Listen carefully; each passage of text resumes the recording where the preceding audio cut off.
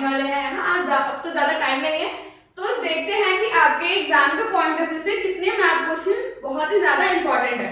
इस वीडियो को स्टार्ट करने से पहले मैं आपको कुछ बेसिक बता देती हूँ कि जो मैथ क्वेश्चन होता है बच्चों बहुत ज्यादा इंपॉर्टेंट हो जाता है, क्योंकि वो 5 नंबर आपके सिक्योर करते हैं। कुछ नहीं करना होता है, बस आपको आइडेंटिफाई करो और उसका नेम लिखो, है ना।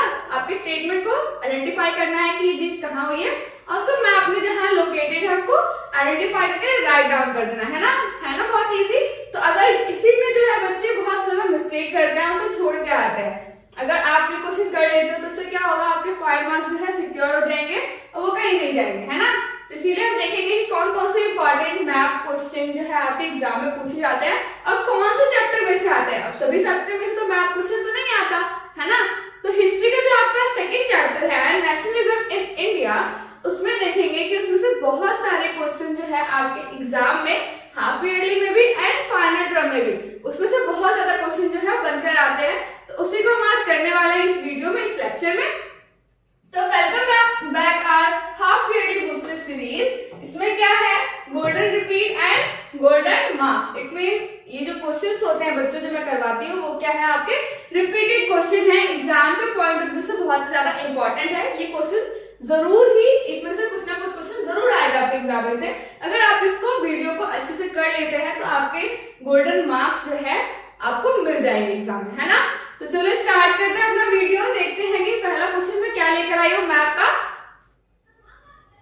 जैसे कि फर्स्ट क्वेश्चन है बच्चों, उसमें क्या होगा, आपको मैप जो है आपके एग्जाम क्वेश्चन पेपर में जो है ऑलरेडी पिनअप करके आता है और क्वेश्चन जो है आपको दिया होगा, ए और बी पॉइंट आउट होगा, एरो लगे होंगे, फिर कुछ स्टेटमेंट दिए होंगे, उसको पढ़कर आपको आइडेंटिफाई करना है, एनालाइज करना है कि ये जो क्वेश्चन है वो क्या पूछ रहा है, उसे हमें मैप में कहाँ लोकेट करना है ना। तो फर्स्ट है आपका, two places A and B have been marked on the given outline map of the India.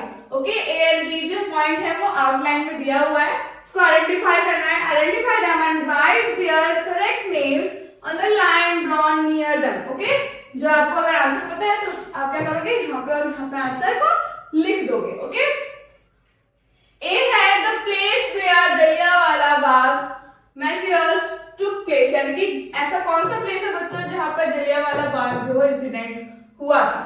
ए यानी कि यहाँ पे ना, ये कहाँ, ये जगह कौन सी है, तो ये जगह है अमृतसर। तो आप क्या लिखोगे, अमृतसर। ओके, फिर है बी में the place where Mahatma Gandhi abruptly called off, यानी कि जहां पर उन्होंने क्या किया था, नॉन कोऑपरेशन मूवमेंट को बंद किया था।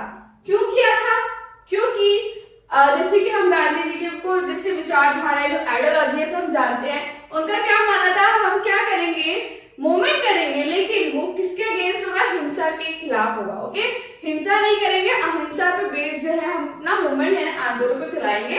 लेकिन उनकी जो आइडियोलॉजी है वो जो उत्तर प्रदेश जो है वहां पर जो जगह थी चौरी चौरा, वहां पर क्या हुआ था उस टाइम पे, जो नॉन कॉर्पोरेशन मूवमेंट है वो उल्टा हो गया था, वो हिंसा पे बेस्ड हो गया था।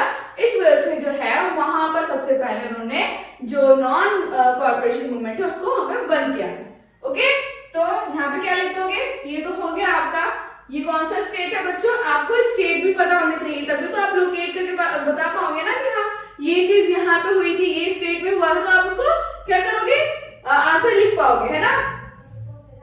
तो देखो ए का आंसर क्या होगा बच्चों, ए का आंसर होगा अमृतसर, है ना।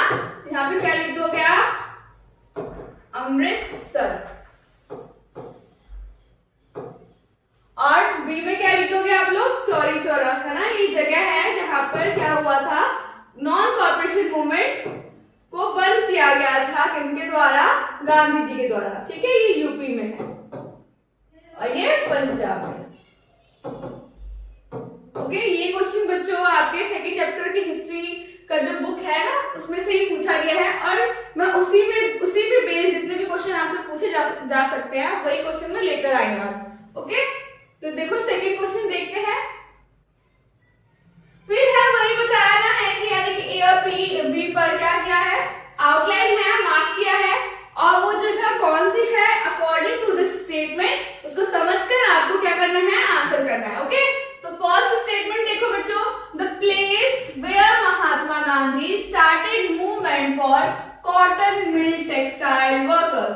कॉटन मिल टेक्सटाइल वर्कर्स के लिए महात्मा गांधी ने कहां पर सबसे पहले क्या किया था, आंदोलन स्टार्ट किया था। ओके, तो गुजरात में क्या था, गुजरात में कहां किया था वो बताना है ना।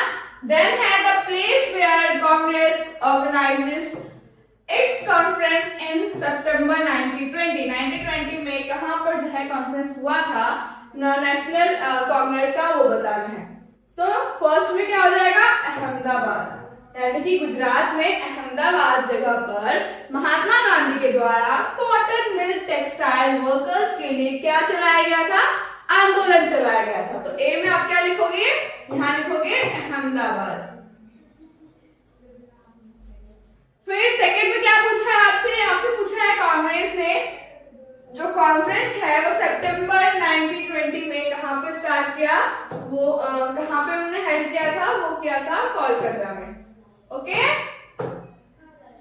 समझ में आ रहा है ना आप लोगों को। अगर कोई भी डाउट है तो आप मुझे कमेंट कर सकते हैं, उसका मैं अलग से क्या करूंगी, आपका वीडियो या फिर लेक्चर शूट कर दिया करूंगी। ओके, देन थर्ड क्वेश्चन है आपका, the place where Indian National Congress session, यानी कि इंडियन नेशनल कांग्रेस का जो सेशन है दिसंबर 1920 में कहां पे करवाया गया था।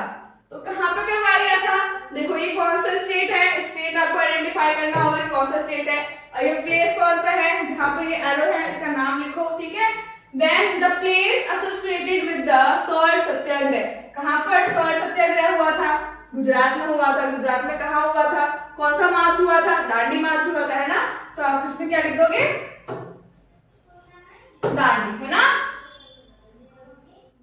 दांडी, है ना। फिर क्या लिखोगे, ये कहां पे दिसंबर 1920 में कहां पर हुआ था, ये आपका नेशनल कांग्रेस सेशन, ये हुआ था आपका नागपुर में। ओके, फोर्थ देखते हैं। फिर है बच्चों, इसमें भी वही है, यानी ए और बी को क्या किया है, डॉट दिया गया है, आपको मार्क किया गया, उसका हमें क्या बताना है, स्टेटमेंट के अकॉर्डिंग आंसर बताना है। Okay, then place where non cooperation movement was called off, कहां पर हुआ था, ये क्वेश्चन रिपीटेड है ना बच्चों, यानी कि ये क्वेश्चन बहुत ही ज्यादा इंपॉर्टेंट है। तो ये कहां हुआ था, जिससे पहले हमने किया, तो ये यूपी है ना, दिस जगह का नाम, हाँ बताओ जल्दी से, सॉरी चौरा, है ना, इन यूपी। क्यों हुआ था ये भी मैंने बताया आपको इस मैप में। देन है इंडिगो कल्टीवेटर्स, यानी कि नील की खेती जहां पे करवाई जाती थी, फॉर हुम महात्मा गांधी स्टार्टेड सत्याग्रह 1970 में कहां पर नील की खेती के द्वारा उस समय पर, यानी कि कहां पर कौन से प्लेस में महात्मा गांधी के द्वारा सत्याग्रह स्टार्ट किया गया था, कब, 1970 में। तो कहां हुआ था, बिहार में हुआ था। नील की खेती होती थी ना, तो किसानों में क्या करवाया था, डोमिनेट किया था। तो यानी कि उसके लिए जो सत्याग्रह हुआ था वो कहां हुआ था, चंपारण, कहां हुआ था, चंपारण में हुआ था। ओके बच्चों, this is the answer, Chauri Chaura in UP and Champaran in Bihar. आपको इस मैप में स्टेट अच्छे से पता होना चाहिए, कौन सा स्टेट कहां है, तभी आप जो है इसका आंसर अच्छे से दे पाओगे। ओके, नेक्स्ट है आपका, ये भी ए और बी पॉइंट का रखा है, इसका हमें आंसर देना है अकॉर्डिंग टू द स्टेटमेंट। पहला क्वेश्चन है आपका, the place where the Indian National Congress session had 1929 में कहां हुआ था।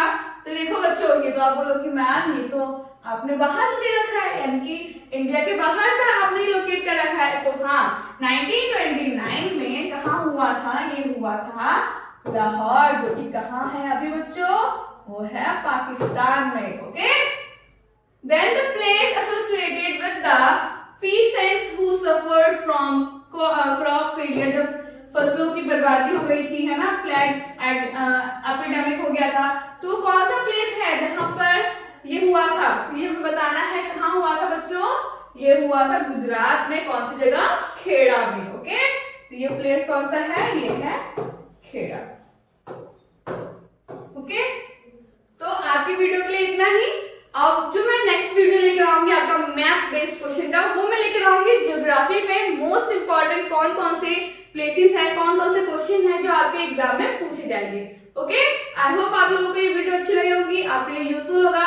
तो अपने फ्रेंड्स के साथ, अपने क्लासमेट्स के साथ उसको शेयर कीजिए और उनकी भी हेल्प कीजिए। ओके, तो thank you for watching, bye bye.